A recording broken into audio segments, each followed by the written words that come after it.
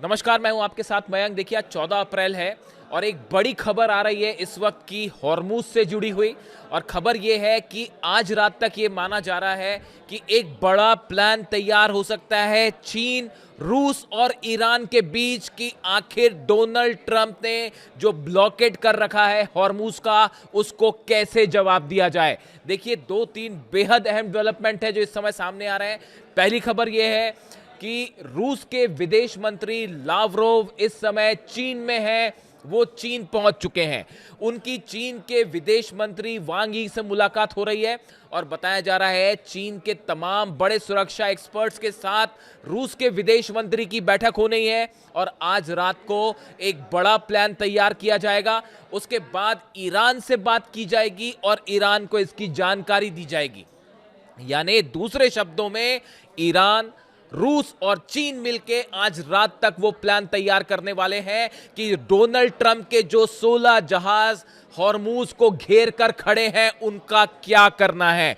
क्या मामला यहां से समंदर में एक बड़ी जंग की तरफ बढ़ सकता है या डोनाल्ड ट्रंप पीछे हटेंगे। बस ये दो ही तरीके हैं। देखिए, इस वक्त हालात ये हैं कि जो डोनाल्ड ट्रंप ने ब्लॉकेड कर रखा है ओमान की खाड़ी में, अरब सागर में जो डिस्ट्रॉयर्स खड़े हैं डोनाल्ड ट्रंप के, उसको लेकर चीन की तरफ से सीधा सीधा धमकी आ गई है।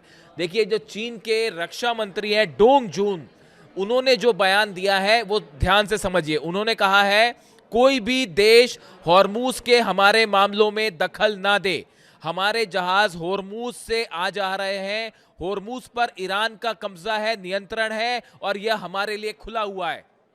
चीन के रक्षा मंत्री ने साफ साफ कह दिया है डोनाल्ड ट्रंप को कि हॉर्मूज के मामले में हस्तक्षेप मत करिए। हमारे जहाज वहां से आ रहे हैं, अगर आप हस्तक्षेप करते हैं तो यह ठीक नहीं होगा।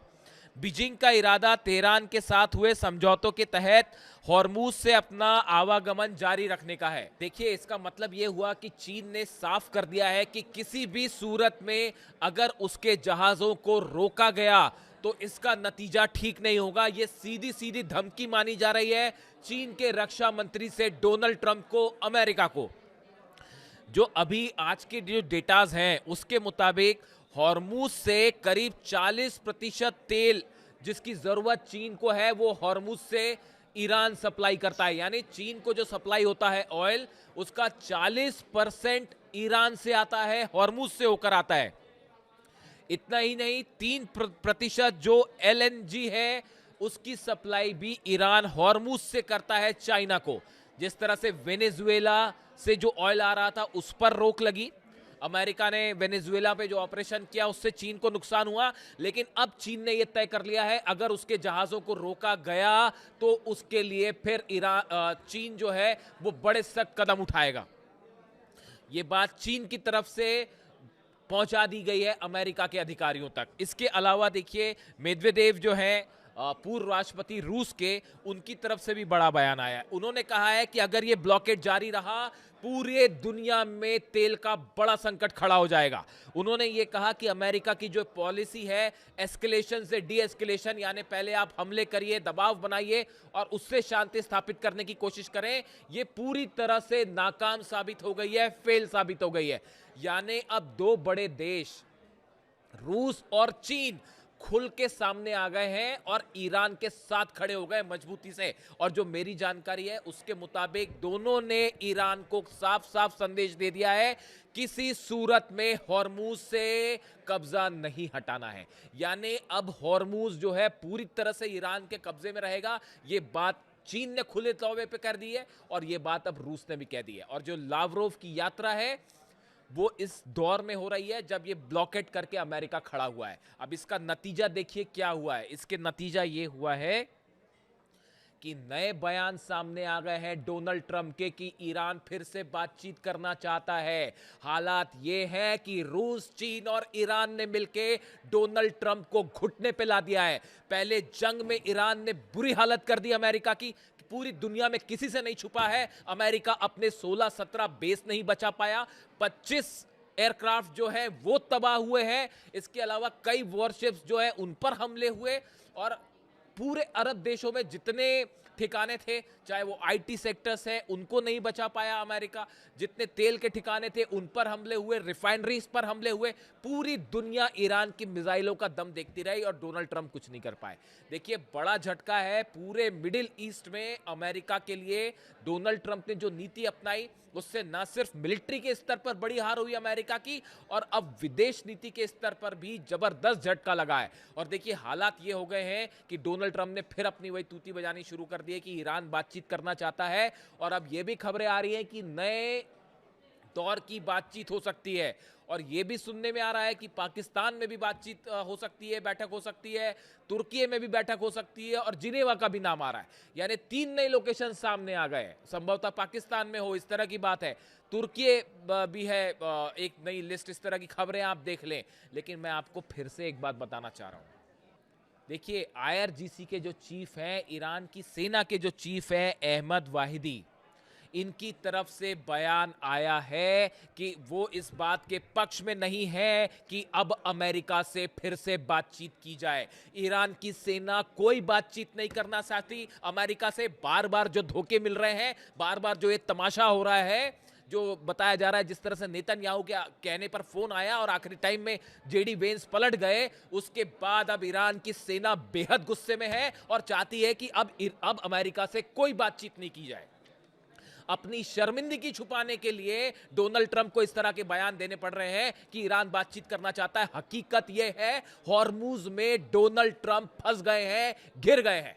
पहले तो वो हवाई युद्ध जो हुआ, फाइटर जेट से हमले और वॉर प्लेन से हमले, उसमें मुंह की खाई अमेरिका ने, और अब हॉर्मुज में घिर गए क्योंकि चीन तैयार बैठा हुआ है कि अगर एक भी जहाज रोका, एक भी जहाज पर हमला हुआ तो उसका अंजाम समझिए। चीन एक तो जो रेयर अर्थ मटेरियल जा रहा है अमेरिका को, वो पूरा का पूरा रोक देगा। हाहाकार मच जाएगा अमेरिका की इकोनॉमी में। और दूसरा ये जो जहाज रुकने वाली बात है, अगर अब चीन देखिए बेहद नाराज है, जिस तरह से वेनेजुएला में है, वो उसके बाद चीन ये तय कर चुका है किसी सूरत में ईरान से व्यापार नहीं रोका जाएगा। ये बात रूस भी तय कर चुका है। इन हालात में जो खबरें आई हैं ईरान से कि अहमद वाहिदी साहब जो है आईआरजीसी के कमांडर जो है, नए कमांडर इन चीफ, उनका कहना ऐसा है कि हम बातचीत करने के लिए बिल्कुल तैयार नहीं है, सेना सख्त नाराज है। और दूसरा जो मोहम्मद बाघेर जोलकदर है, जो supreme national council security council के सचिव हैं, अली लारीजानी साहब की तरफ से नियुक्त किए गए हैं, इनके बीच में और आईआरजीसी चीफ के बीच में, सेना के बीच में बहुत अच्छा तालमेल और समन्वय माना जा रहा है। यानी मैं आपको फिर से बताऊं, अगर इस तरह की खबरें, आप उस पर विश्वास तब करिएगा जब या तो ईरान की सेना कुछ कहती है, कंफर्म करती है, या फिर मैं बार बार कह रहा हूं कि जब तक ईरान के विदेश मंत्री इस बात को कंफर्म ना करें कि बातचीत होगी, कहां होगी, नहीं होगी, तब तक इस तरह की बातचीत पर विश्वास करने का कोई मतलब नहीं है। देखिए कई ऐसे खुलासे हुए हैं जो बेहद हैरान करने वाले हैं। देखिए सैयद मोहम्मद मरांदी, ये वो शख्स हैं जो उस डेलीगेशन का हिस्सा थे जो ईरान से बातचीत करने के लिए पाकिस्तान आया था। अब इनकी तरफ से जो बयान सामने आए हैं वो बेहद हैरान करने वाले हैं। इन्होंने खुलासा किया है, इनका कहना ऐसा है कि जब जेडी वेंस ने बातचीत खत्म की और ये कहा कि समझौता नहीं हो पा रहा है, उसके बाद इस तरह की खबरें आने लगी थी ईरान की खुफिया एजेंसी से कि ईरान का जो डेलीगेशन आया है उसके जहाज पर हवा में हमला हो सकता है और इजराइल उस पर हवा पर हमला कर सकता है। इस तरह की खबरें आई। उसका नतीजा यह हुआ कि जो डेलीगेशन आया था ईरान का, अब्बास अराक्ची साहब थे उसमें, और ईरान के संसद के अध्यक्ष थे, और बाकी जो डेलीगेशन था, इनको अपने जहाज का रूट बदलना पड़ा और उसे मशहद में लैंड करना पड़ा तेहरान की जगह। आप देखिए कितना बड़ा धोखे की तैयारी थी, और इजराइल कुछ भी कर सकता था। इस तरह की खबरें, और ये बात खुद जो है वो सैयद मोहम्मद जो मरांदी साहब हैं, इन्होंने बताई, जो उस डेलीगेशन का हिस्सा थे। उसके बाद मशहद में प्लेन लैंड करता है और वहां से जो सदस्य थे वो अलग अलग रास्तों से तेहरान पहुंचे। कोई बस से गया, कोई ट्रेन से गया, कोई अलग 4 व्हीलर से। यानी आप देखिए कि कितने सुरक्षा मेजर उठाने पड़े। इन हालात में क्या बातचीत की जा सकती है अमेरिका से और इजराइल से, आप खुद सोचिए। इसीलिए ईरान की सेना के जो चीफ हैं वो बेहद नाराज हैं और उनका कहना ऐसा है ये बार बार जो बातचीत का तमाशा है ये नहीं होना चाहिए। डोनाल्ड ट्रंप घुटने पे हैं। हकीकत मानिए इस बात को, चीन और रूस दोनों बेहद नाराज हैं इस बात से। पूरी दुनिया की इकोनॉमी प्रभावित होगी। जिस तरह से ब्लॉकेट करके खड़े हैं डोनाल्ड ट्रंप की ये हिम्मत नहीं है कि अमेरिका की ईरान के जहाजों पर हमला करें। मैं आपको कल सुबह बताऊंगा कि ईरान ने क्या तैयारी कर रखी है। अगर डोनाल्ड ट्रंप की तरफ के जहाजों से एक भी हमला होता है तो उसका नतीजा क्या होगा और एक झटके में डोनाल्ड ट्रंप के जो 16 के 16 जहाज है वो मुश्किल में पड़ जाएंगे। इसके बारे में मैं कल सुबह खुलासा करूंगा, लेकिन अभी हालात यह है कि ईरान की सेना बेहद गुस्से में है। 10 लाख सैनिक रवाना हो चुके हैं हॉर्मुज के आसपास के पूरे इलाकों में और डोनाल्ड ट्रंप चीन और रूस और ईरान ने मिलकर घेर लिया है हॉर्मुज में। और नतीजा अब यह है उसका कि आज रात तक एक बड़ा प्लान ये तीनों देश मिलकर तैयार कर सकते हैं कि कैसे डोनाल्ड ट्रंप को यहां से वापस हटाया जाए। जो भी इससे जुड़ा अपडेट होगा पहुंचाऊंगा आप तक। Thank you so much.